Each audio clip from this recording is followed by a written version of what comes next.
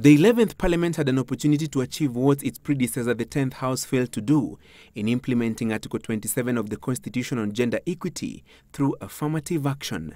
The members were to determine the fate of the Constitution Amendment Bill of 2015 that proposes a legal mechanism to ensure that not more than 2/3 of elective or appointive public offices are filled by either gender, a bill that required the support of at least 233 members of the National Assembly. Honourable members, you have 60 seconds to vote. But when the vote was taken, out of the 242 lawmakers present, only 195 voted in favour of the bill, while 28 opposed it. 19 did not vote at all, even after intense lobbying that included appeals from President Uhuru Kenyatta and opposition chief Raila Odinga to their troops to approve the proposed law. You must express yourself. Let us know what is your vote.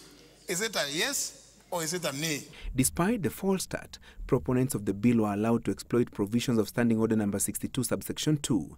This House rule gives the Speaker an opportunity to order a repeat vote within 5 House sittings if a special bill such as the one on the floor of the House today fails to garner the requisite numbers, but only if those opposed to it do not constitute at least 1/3 of the House.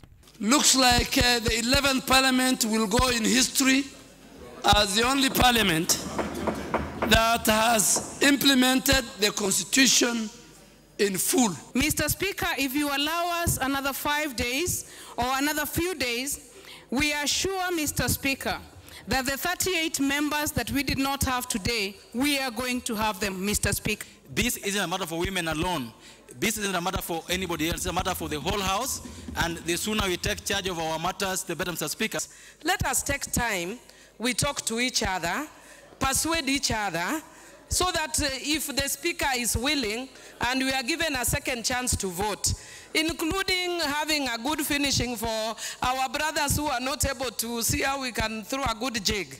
That is also possible, Mr. Speaker. But there is no guarantee of a positive vote on Thursday, raising questions of a likely constitutional stalemate should the law fail to pass and the next Parliament fails to meet the gender parity threshold. This idea of pretending that we are supporting this bill and we are not, I think we should just say as a House, we have failed so that the people of Kenya can decide what to do. There is, however, at least a week to lobby dissenting members to change their minds. For the purposes of this motion, is Thursday, 5th of May, 2016, 2:30 p.m. sitting. The bill proposes to top up the number of male or female parliamentarians using party lists should either gender fail to garner the required number of elected members of parliament from the 290 constituencies in next year's general election. The proposed gender principle is to apply for 20 years, where a nominated member will not be allowed to serve for more than 2 terms. Francis Gashuri, Citizen Business Center.